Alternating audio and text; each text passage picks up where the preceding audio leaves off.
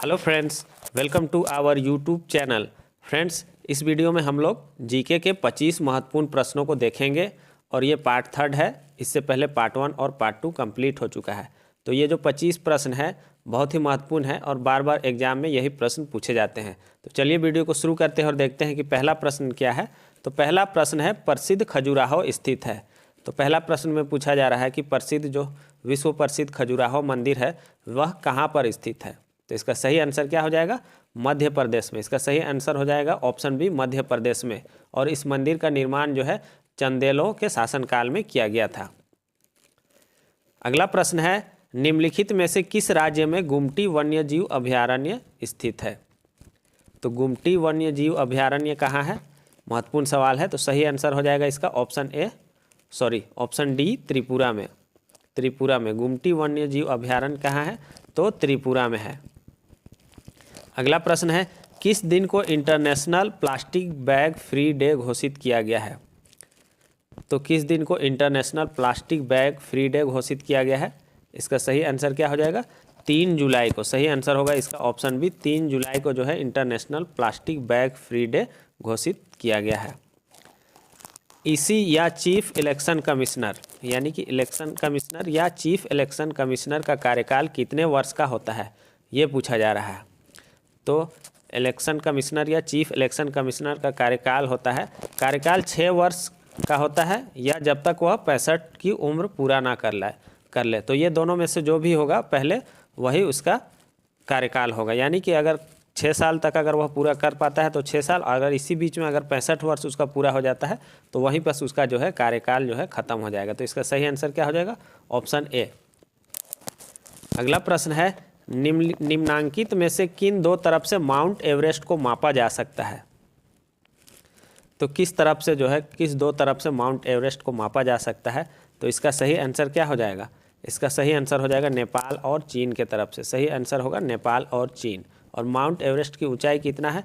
तो 8,848 मीटर इसकी ऊंचाई है।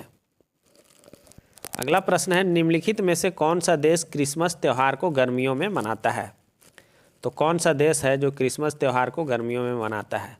तो इसका सही आंसर हो जाएगा न्यूजीलैंड। इसका सही आंसर होगा ऑप्शन डी, न्यूजीलैंड। दक्षिण गोलार्ध में स्थित होने के कारण जो है क्रिसमस जो है यहाँ गर्मी के दिनों में, गर्मी के मौसम में क्रिसमस पड़ता है। कहाँ? न्यूजीलैंड में। अगला प्रश्न है, 1989 के आम चुनाव में वयस्क को पहली बार वोट डालने का अधिकार किस उम्र में मिला। तो 1989 के आम चुनाव में जो है वयस्क को पहली बार वोट डालने का अधिकार किस उम्र में मिला था? तो ये था 18 वर्ष। सही आंसर हो जाएगा इसका ऑप्शन ए, 18 वर्ष में। नेक्स्ट क्वेश्चन है, HPV टीका का उपयोग कहाँ होता है। HPV टीका का उपयोग कहाँ होता है? तो ये होता है आपका सर्वाइकल कैंसर में। सही आंसर हो जाएगा इसका ऑप्शन डी। HPV का फुल फॉर्म भी पूछा जाता है, तो इसका फुल फॉर्म होता है human papilloma virus. Human papilloma virus. ये टीका का उपयोग जो होता है सर्वाइकल कैंसर में किया जाता है। HPV वायरस टीका का उपयोग जो है सर्वाइकल कैंसर में किया जाता है। अगला प्रश्न है, प्रसिद्ध दिलवाड़ा मंदिर स्थित है। तो विश्व प्रसिद्ध दिलवाड़ा मंदिर कहाँ स्थित है? तो ये आपका राजस्थान में है। सही आंसर हो जाएगा इसका, दिलवाड़ा मंदिर कहाँ है? राजस्थान में है। राजस्थान के सिरोही जिला के माउंट आबू में है। तो माउंट आबू भी बहुत बार लिखा हुआ मिलता है। तो ये राजस्थान के सिरोही जिला के माउंट आबू में स्थित है। और यहाँ जो है 5 मंदिरों का समूह है। और इसका निर्माण जो है वास्तुपाल और तेजपाल नामक 2 भाइयों ने किया था। कौन कौन? वास्तुपाल और तेजपाल। 10वां प्रश्न है, निम्नलिखित में से कौन the emergency India democracies darkest hour पुस्तक के लेखक हैं? पूछा जा रहा है लेखक का नाम, और पुस्तक का नाम दिया गया है the emergency India democracies darkest hour. इस पुस्तक के लेखक कौन है? तो इसके लेखक है सूर्य प्रकाश। सही आंसर क्या हो जाएगा? सूर्य प्रकाश। अगला प्रश्न है, निम्न में से भारत का ऑर्गेनिक राज्य कौन सा है।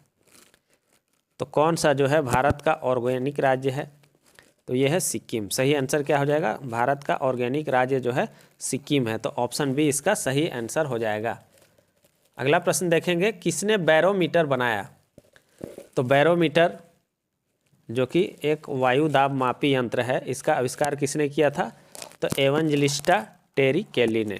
एवेंजलिस्टा टोरी केली ने बैरोमीटर का आविष्कार किया था। तो याद रखिएगा, एग्जाम में पूछा गया प्रश्न है। अगला प्रश्न है, किस सम्राट ने कृषि विभाग की स्थापना दीवाने कोही के नाम से की? दीवाने अमीरे कोही नाम से किया गया था। इसका नाम, पूरा नाम होगा दीवाने अमीरे कोही। तो किस सम्राट ने कृषि विभाग की स्थापना की थी?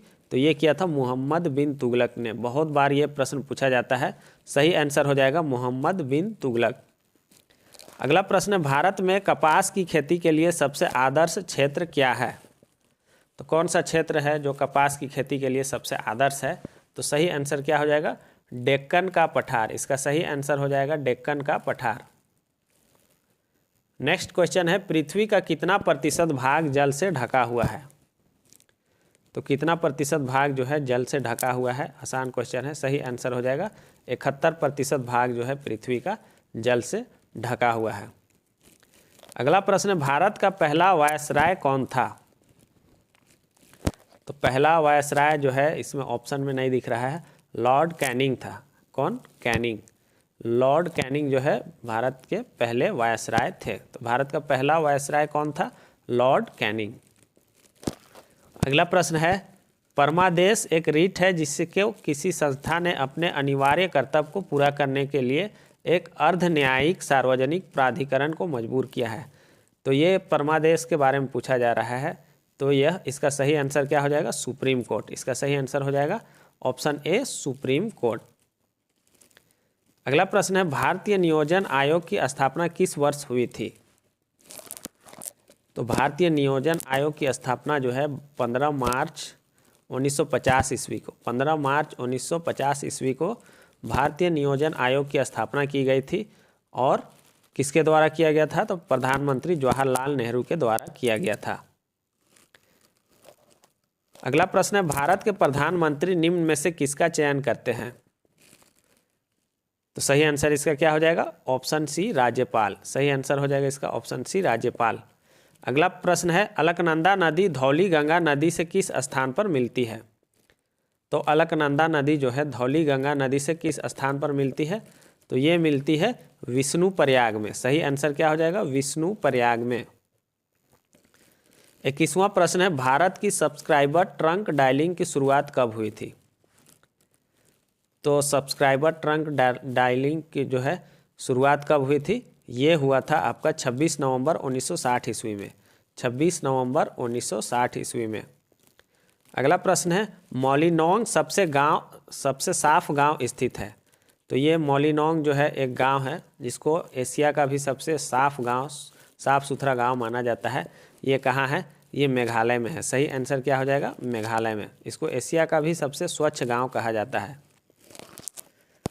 अगला प्रश्न है, भारत का सबसे छोटा राज्य क्षेत्रफल के अनुसार कौन सा है? तो भारत का सबसे छोटा राज्य क्षेत्रफल के अनुसार कौन सा है? तो सही आंसर हो जाएगा इसका गोवा। सही आंसर होगा, क्षेत्रफल के अनुसार सबसे छोटा गोवा है। और सबसे बड़ा कौन सा है? तो राजस्थान है। सबसे बड़ा राजस्थान हो जाएगा क्षेत्रफल के हिसाब से। अगला प्रश्न है, निम्नांकित में से कौन यूपीएससी के चेयरमैन का चयन करता है? तो पूछा जा रहा है निम्नलिखित में से कौन जो है यूपीएससी के चेयरमैन का चयन करता है? तो इसका सही आंसर क्या हो जाएगा? इसका सही आंसर होगा ऑप्शन बी, राष्ट्रपति। अगला प्रश्न और आखिरी प्रश्न है, टीपू सुल्तान शासक था? तो टीपू सुल्तान कहाँ का शासक था? जोधपुर, हैदराबाद, मैसूर, विजयनगर। इसका आंसर जो है आपको कमेंट बॉक्स में बताना है।